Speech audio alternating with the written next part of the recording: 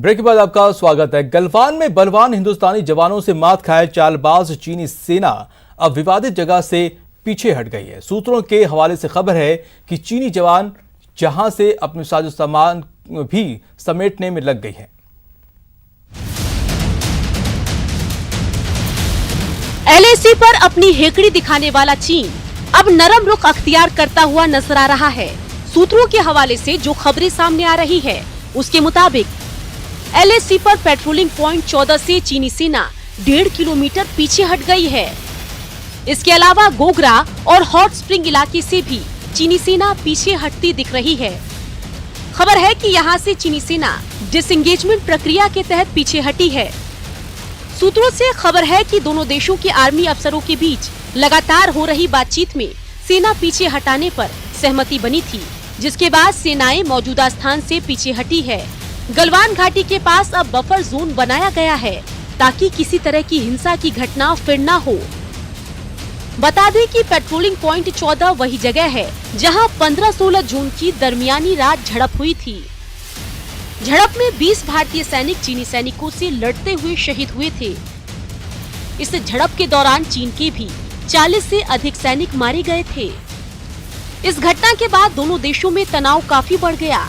हालांकि इस तनाव को कम करने के लिए दोनों देशों की तरफ से लगातार कोशिशें चल रही है और अब उसी कोशिशों का नतीजा है कि चीनी सैनिक कुछ जगहों से पीछे हटते दिख रहे हैं। लगातार जो है कई दौर की बातचीत हुई, 3 बार जो है कोर कमांडर लेवल की बातचीत हुई, ब्रिगेडियर लेवल की बातचीत तकरीबन 12 बार से ज़्यादा बार हो चुकी है। और ऐसे में अब अगर ये ग्राउंड पे नज़र आ रहा है, हालांकि किसी भी कारणवश हो, अगर ये ग्राउंड पे नज़र आ रहा है तो ये भारत का एक मजबूत रुख है जो कि दिखा रहा है कि भारत ने साफ कर दिया है कि वो जो है अपने एरिया को जो है सिक्योर करना जानता है।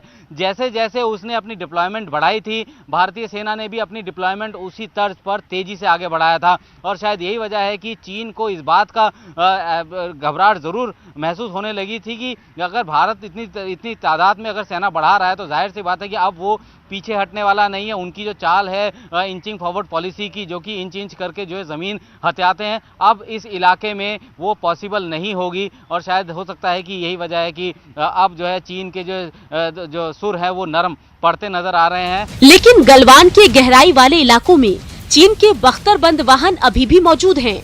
इसके अलावा ईस्टर्न लद्दाख बॉर्डर पर गलवान घाटी के पास पैंगोंग लेक तक चीनी सेना और भारतीय सेना आमने सामने है और लद्दाख के देपसांग में भी चीन नया मोर्चा खोलने की तैयारी में दिख रहा है। ऐसे में भारत को इस मुद्दे पर गहराई से नजर बनाए रखने की जरूरत है। Bureau report, news 18 network. देश में लगातार कोरोना के बढ़ते मामलों के बीच आज भारत दुनिया का तीसरा सबसे संक्रमित देश बन गया है। अब भारत में रोजाना औसतन 22,000 नए मामले सामने आ रहे हैं और यही रफ्तार जारी रही तो वह दिन दूर नहीं जब हम कोरोना के मामलों में दुनिया में दूसरे स्थान पर पहुंच जाएंगे।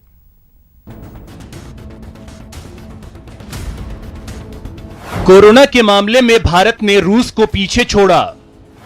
दुनिया का तीसरा सबसे संक्रमित देश बना भारत। भारत से आगे सिर्फ ब्राजील और अमेरिका। तेजी से बढ़ रहे कोरोना के मामलों ने आज भारत को संक्रमित देशों की सूची में तीसरे स्थान पर पहुंचा दिया है।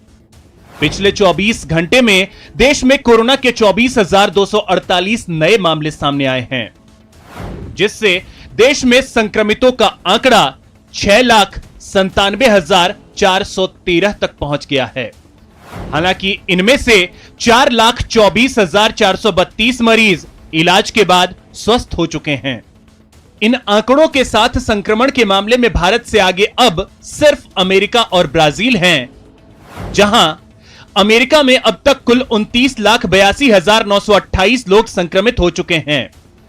हालांकि अमेरिका में इलाज के बाद 12,89,564 मरीज स्वस्थ हो चुके हैं, जबकि ब्राजील में अब तक कुल 16,04,585 लोग संक्रमित हो चुके हैं।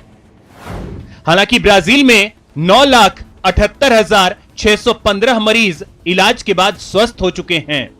तो भारत का स्थान जरूर तीसरा हो गया है रूस के बाद, लेकिन इसमें मरीज जो है लगातार उसमें काफ़ी सुधार भी देखने को मिल रहा है। जिस तरह से अगर पूरे विश्व स्तर की अगर बात करें तो 213 देश के लगभग में कोरोना वायरस से संक्रमित हुए, जहां पर सबसे ज़्यादा बुरे हालात अमेरिका के हुए, उसके बाद ब्राज़ील, उसके बाद भारत का स्थान है। इस बीच कोरोना को लेकर एक और चिंताजनक खबर सामने आई है। 32 देशों के 239 वैज्ञानिकों ने हवा के जरिए कोरोना के फैलने का दावा किया है और वैज्ञानिकों ने विश्व स्वास्थ्य संगठन से अपने दावों पर गौर करने को कहा है। साथ ही WHO से दिशा निर्देशों में बदलाव करने की गुजारिश भी की है।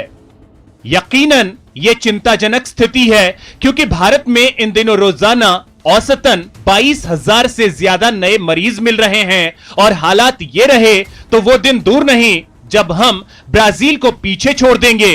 अगर हमें कोरोना से बचना है तो फिर एहतियात बेहद जरूरी है। कहीं न कहीं इस मामले की गंभीरता को देखते हुए भारत सरकार लगातार बेहतर करने का प्रयास कर रही है और आम लोगों से भी बाकायदा अपील की जा रही है कि इस मामले को की गंभीरता को देखते हुए लोग भी सतर्क रहें, जिससे कि कोरोना वायरस को हराया जा सके। ब्यूरो जर्नलिस्ट प्रकाश गुप्ता के साथ शंकर आनंद, न्यूज़ 18 दिल्ली। और अब बात देवों के देव यानी महादेव की। सावन उन्हीं का महीना होता है और आज से इसकी शुरुआत भी उन्हीं के दिन से यानी सोमवार से हुई है। लेकिन कोरोना की वजह से शिव भक्त पर भी इसका खासा असर नजर आ रहा है। चाह कर भी श्रद्धालु शिवालय नहीं जा पा रहे।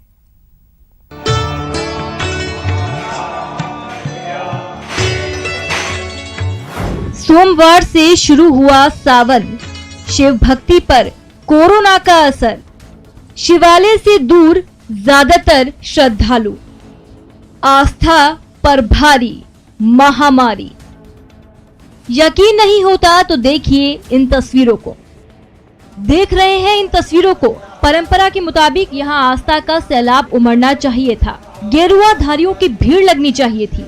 जिस तरह से इस बार सोमवार से सावन की शुरुआत हुई है, यहाँ कांवड़ियों का तांता लगना चाहिए था। तीनों लोकों तक हर हर महादेव और बम बम बोले की गूंज पहुँचनी चाहिए थी, लेकिन कोरोना की वजह से इस बार ऐसा कुछ भी नहीं हो रहा है। ये है बाबा वैद्यनाथ की नगरी। इस बार की तस्वीरें आपने देख ली। चलिए आप पहले की कुछ तस्वीरें दिखाते हैं। सदियों से ऐसी ही भीड़ लगती थी यहाँ, लेकिन इस बार सदियों का रिकॉर्ड टूट गया है। यहाँ गिने चुने लोग नजर आ रहे हैं जो संभवतः यहीं के हैं।